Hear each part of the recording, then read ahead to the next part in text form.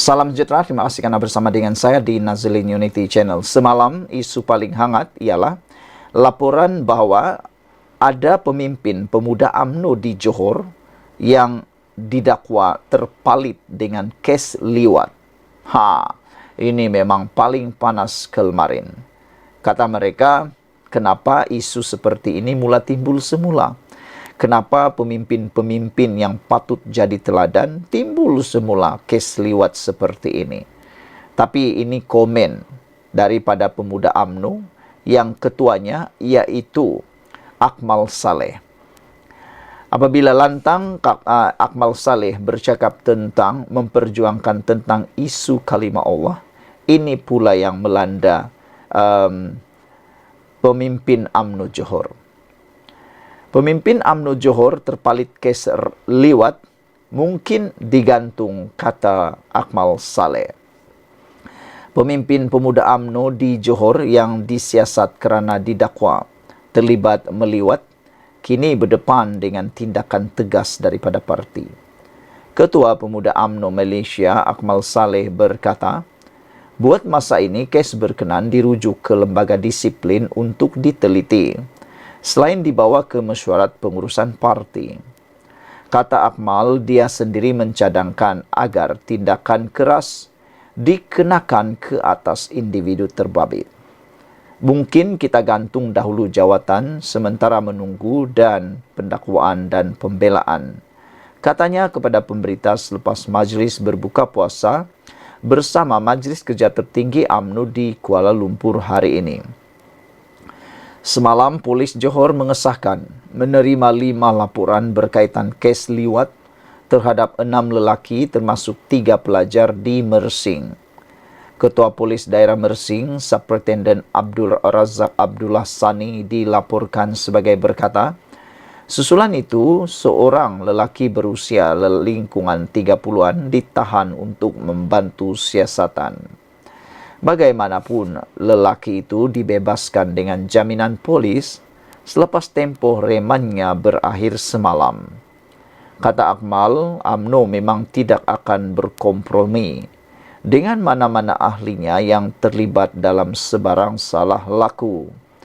Pada masa sama, Akmal yang juga Exco Melaka berkata, setiap ahli UMNO juga berhak untuk membela diri terlebih dahulu sebelum dikenakan sebarang tindakan tata tertib.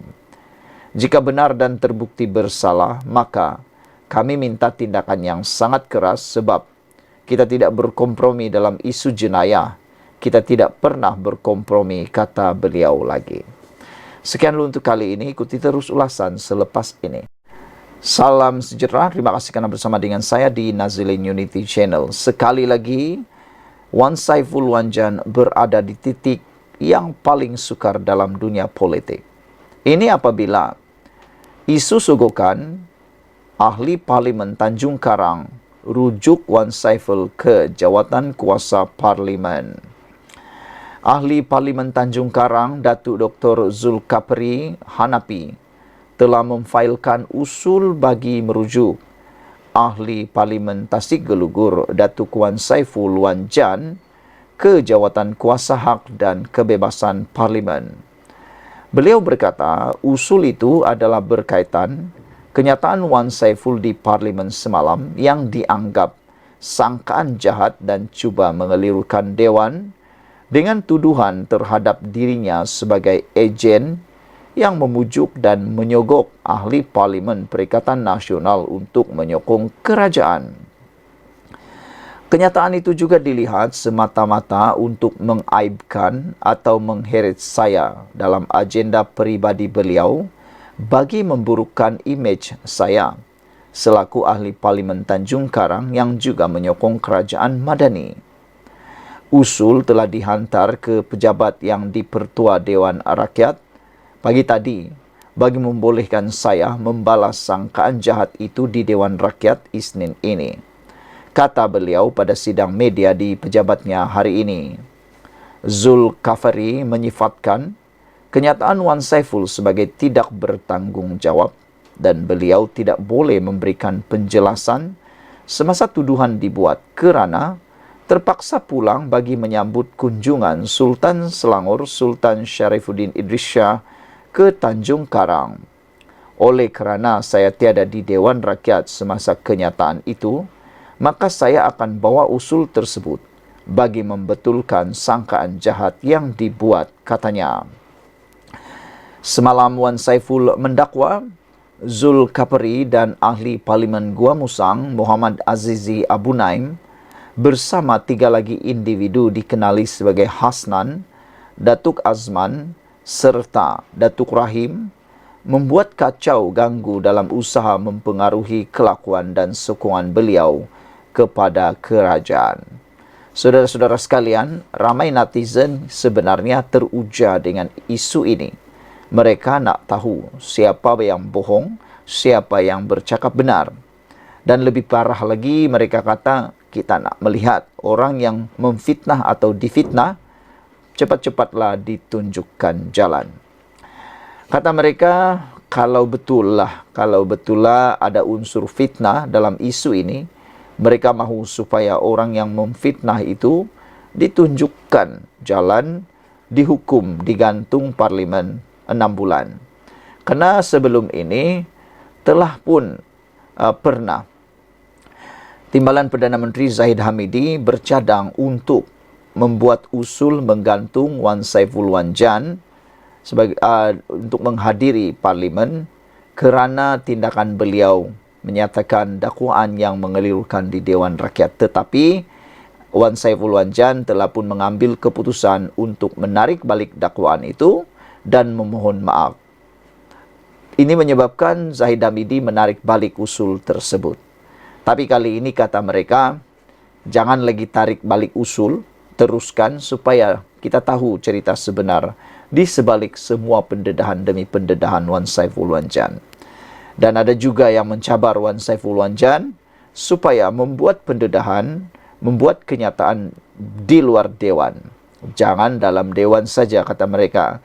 Kalau benar itu betul-betul berlaku dan ada bukti, mereka kata Wan Saiful Wanjan patut membuat kenyataan media, membuat laporan kepada SPRM dan jangan buat pendedahan di Parlimen saja, kerana di Parlimen mereka dilindungi oleh Akta Keistimewaan Ahli Parlimen. Tapi kalau di luar Dewan, mereka boleh disiasat ataupun perkara itu boleh disiasat oleh pihak berkuasa yang berkaitan. Jadi, apa pendapat anda? Patutkah perkara ini dibiarkan saja ataupun seperti kata netizen, Wan Saiful Wanjan patut mendedahkannya di luar Dewan kalau benar beliau rasa dia di pihak yang benar? Sekian dulu untuk kali ini. Jangan lupa tinggalkan komen anda. Bye-bye. Salam sejahtera. Terima kasih kerana bersama dengan saya di Nazilin Unity Channel. Ini komen Bos Maidin berkait dengan isu stalking kalimah Allah. Bos Maidin kata tak patut tular gambar stalking kalimah Allah. Tokoh peruncitan Amir Ali Maidin mengkritik tindakan menularkan gambar stalking tertera kalimah Allah sehingga ia menjadi polemik yang menyentuh hubungan kaum dan agama. Menyifatkan tindakan itu sebagai tidak bertanggungjawab, pengarah urusan Maidin Mohammed Holdings berkata, individu berkenan seharusnya berhubung terus dengan pihak pengurusan kedai Serbaneka Kekemat. Sepatutnya individu itu bila dah nampak benda tak kena, panggil pengurusan Kekemat dan maklumkan perkara itu salah supaya produk itu boleh dikeluarkan daripada rak mereka. Bukan tularkan perkara ini dan jadikan ia lebih parah. Katanya kepada FMT merujuk kepada tindakan memuat naik gambar stalking tertera kalimah Allah di media sosial. Perkongsian itu menimbulkan kemarahan masyarakat Islam dan mencetuskan gesaan untuk memboikot rangkaian kedai serbaneka itu, termasuk dari beberapa pemimpin politik. Sebelum ini, kilang yang terbabit dengan kontroversi stalking itu menutup operasi sehari selepas pihak pengurusan menyatakan kebimbangan mengenai kebocoran data pribadi pegawai syarikat serta ancaman mahu membakar premis itu, lapor Berita Harian. Malaysia kini hari ini melaporkan aplikasi mudah alih kekemat digondam dengan perkataan amaran terakhir. Dalam pada itu, seorang penceramah bebas, Firdaus Wong, yang dipanggil polis sebagai saksi bagi membantu siasatan, meminta undang-undang sentiasa dipatuhi. Saya minta sahabat semua agar tidak mengambil tindakan sendiri. Semarah manapun kita, jangan ambil tindakan membelakangkan undang-undang, katanya di Instagram. Kekemat sebelum ini memaklumkan ia mendapat bekalan stoking itu dari Zin Jiangchang Sdn Bhd yang sedang mempertimbangkan tindakan undang-undang kerana kecuaian terhadap pembekalnya di China. Zin Jiangchang berkata, apabila ia menghubungi pembekal untuk mendapatkan penjelasan, pembekal mengakui stoking itu dimasukkan ke dalam stok yang dibeli secara tidak sengaja. Pengarah Jabatan Siasatan Jenayah JSJ Bukit Aman, Suhaili Zain berkata, 4 kertas siasatan dibuka berhubung kes stalking itu. Sebanyak 143 laporan polis dibuat dan 174 saksi dipanggil untuk diambil keterangan. Katanya, kertas siasatan sudah diserahkan kepada Jabatan Peguam Negara untuk tindakan lanjut. Bos Maidin beri komen, tak patut tular gambar stalking kalimah Allah. Sekian dulu untuk kali ini. Jangan lupa tinggalkan komen anda, tekan butang subscribe. Kita jumpa lagi. Bye-bye. Selamat pagi, salam sejahtera. Terima kasih kerana bersama dengan saya di Nazilin Unity Channel. Ini isu paling hangat di media sosial hari ini. Dipetik daripada Malaysia kini, Bos Maidin kecam. Akmal eksploitasi isu stalking kalimah Allah. Pemilik Pasar Raya Maidin, Amir Ali Maidin, membidas tindakan Ketua Pemuda UMNO Dr. Akmal Saleh yang menurutnya mengeksploitasi isu penjualan stalking tertera kalimah Allah. Dia nak heboh-hebohkan lagi buat apa, kata beliau. Sepatutnya parti politik menjauhi isu 3R. Kalau dah terjadi, kita tak mahu bakar lagi. Letak minyak tanah lagi, kata Amir di petik Free Malaysia Today. Menurut Amir, gesaan Akmal supaya umat Islam memboikot rangkaian kedai serbaneka kekemat di mana stalking itu ditemui sebelum ini akan menjejaskan keyakinan pelabur dan mata pencarian pekerja yang kebanyakannya orang Melayu dan Islam. Kekemat dan kilang itu pun dah minta maaf. Apalagi yang mereka boleh buat, kata Amir yang juga Presiden Persatuan Peruncit Bumi Putra. Mengakui isu itu adalah satu perkara yang serius, dia pada masa sama berkata, ia tidak perlu diperbesarkan terutama kepada untuk kepentingan politik. Kontroversi bermula apabila gambar stalking tertera kalimah Allah yang dijual di cawangan kekemat di Bandar Sunway, Selangor tular di media sosial minggu lalu. Pengurusan kekemat dan syarikat pembekal Zhejiangchang Sdn Bhd telah membuat permohonan maaf berikutan insiden itu. Majlis Perbandaran Batu Pahat telah memberi tempoh 60 hari kepada Zhejiangchang untuk memberikan penjelasan bertulis jika tidak ingin berdepan risiko premis ditutup. Walaupun kekemat telah menaikkan notis permohonan maaf digital di cawangannya, Akmal tetap menggesa kedai itu diboikot agar kekemat menaikkan kain rentang permohonan maaf.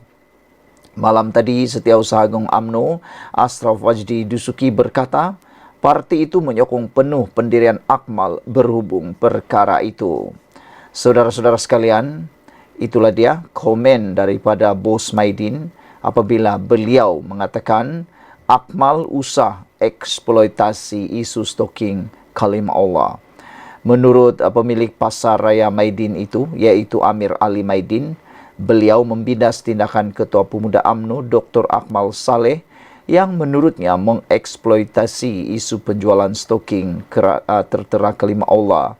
Menurut beliau, dia nak heboh-hebohkan lagi buat apa? Sepatutnya parti politik menjauhi isu 3R. Kalau dah terjadi, kita tak mahu bakar lagi, kata Amir Maidin.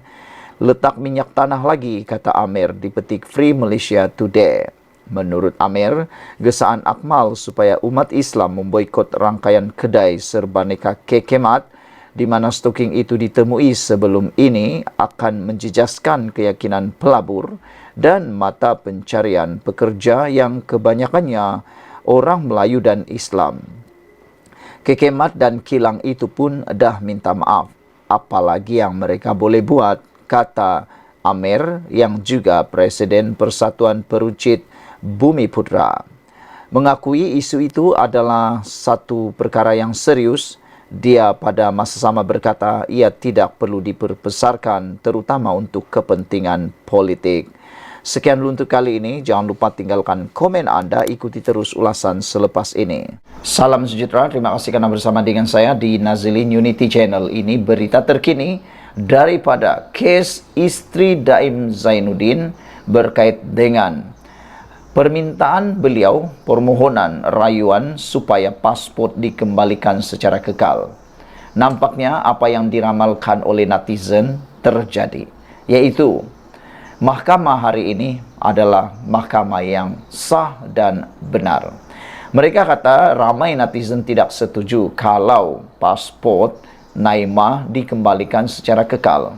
Walaupun Peguam Naimah mengatakan bahawa tiada kemungkinan beliau melarikan diri, tapi netizen kata untuk langkah berjaga-jaga, pasport tersebut tidak boleh diserahkan semula secara kekal. Selain daripada itu, ditakuti ianya akan jadi duluan, ikutan dan akan menjadi bualan mulut pula. Dan mereka takuti nanti jangan-jangan akan berlaku dua darjat, yaitu Naimah dapat, orang lain tak dapat, kata mereka. Jadi kalau bertindak adil, tepatlah keputusan ini. Naimah gagal minta pasport dikembalikan secara kekal.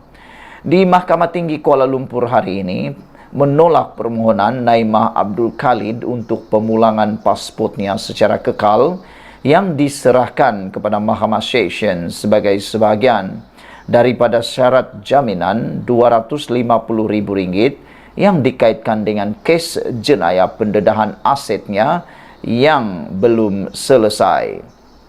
Hakim Mahkamah Tinggi Ahmad Bache hari ini berkata bahawa Mahkamah Session telah menggunakan budi bicaranya dengan betul dalam memerintahkan penahanan pasport Naimah sebagai sebahagian daripada syarat jaminan. Ahmad juga bersetuju dengan pihak pendakwaan bahawa terdapat risiko Naimah melarikan diri ke luar negara jika pasport dipulangkan secara kekal kepadanya. Sambil menambah bahawa dia sentiasa boleh memfailkan permohonan pada bila-bila masa pada masa depan untuk pemulangan sementara pasportnya untuk pertimbangan mahkamah. Sebelum ini, pihak pendakwaan berhujah kepada Mahkamah Tinggi bahawa tiada jaminan Naimah tidak akan melarikan diri, justru mahkamah perlu memegang pasportnya. Ahmad hari ini berkata terdapat risiko Naimah melarikan diri dalam senario hipotesis di mana suaminya Daim yang sudah tua, yang berkerusi roda dan tidak sihat, mungkin memerlukan rawatan perubatan daripada fasilitis kesihatan luar negara. Hakim Mahkamah Tinggi menegaskan bahawa Daim tidak dikehendaki oleh Mahkamah Session untuk menyerahkan pasportnya sebagai sebahagian daripada syarat jaminan dalam pertuduhan pendedahan aset yang sama terhadap bekas menteri itu. Jika pasport pemohon ada bersamanya dipulangkan secara kekal, maka saudara-saudara sekalian, menambah lanjut, kata pendakwaan, jika pasport pemohon ada bersama beliau dipulangkan secara kekal, maka besar kemungkinan apabila kedua-duanya, iaitu Naimah dan juga Daim Zainuddin berada di luar negara, mereka mungkin tidak kembali untuk menghadapi prosiding di hadapan Mahkamah Session, kata Ahmad. Hakim Mahkamah Tinggi memberi jaminan sekiranya Naimah perlu memohon pemulangan sementara pasportnya untuk membantu Daim mendapatkan rawatan perubatan di luar negara, pihak pendakwaan boleh membantu memudahkan perkara ini. Peguam M. Puravelan bertindak bagi Naimah manakala pendakwaan dikendalikan Timbalan Pendakwa Raya Wan Syaradin Wan Aladin. Pada 23 Januari di hadapan Mahkamah Session, pasport Naimah diperintahkan untuk diserahkan sebagai sebahagian daripada syarat jaminan yang dikaitkan dengan pertuduhan jenayahnya atas dakwaan gagal mematuhi notis SPRM untuk mendedahkan asetnya. Wanita berusia 66 tahun itu minta dibicarakan terhadap pertuduhan yang dirangka mengikut Seksyen 36 dalam kurungan 2 Akta SPRM 2009. Dia dituduh melakukan kesalahan itu dengan memberikan akuan bertulis bersumpah yang tidak mematuhi notis SPRM di bawah Seksyen 36 dalam kurungan 1 Akta SPRM. Dituduh melakukan kesalahan itu antara 13 hingga 14 Disember tahun lepas. Dia boleh dipenjara sehingga 5 tahun dan denda sehingga RM100,000. Aset yang didakwa tidak didedahkan melibatkan beberapa bidang tanah, hartanah dan kenderaan Mercedes-Benz. Mengikut lampiran yang dilampirkan pada pertuduhan dan dibacakan di mahkamah, antara 8 hartanah yang didakwa itu terlibat ialah Menara Ilham di Kuala Lumpur, sebuah rumah di Bukit Tunku, Kuala Lumpur, serta 6 bidang tanah, 5 di Kuala Lumpur dan 1 di Pulau Pinang. Sekian dulu untuk kali ini. Jangan lupa ikuti terus ulasan di channel ini selepas ini.